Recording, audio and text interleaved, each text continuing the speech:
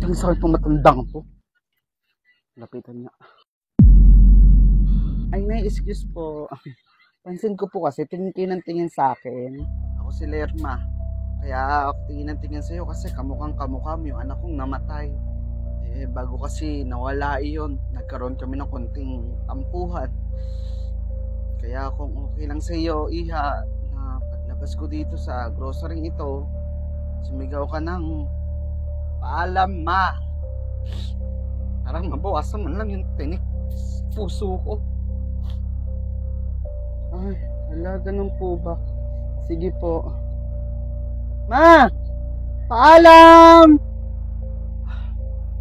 Ito po. Magkano po? Bali, 1,583 po.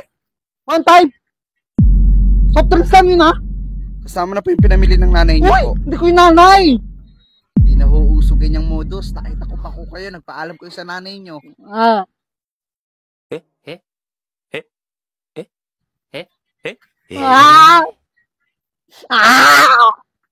Nagigil ako. Pigilan niyo ako.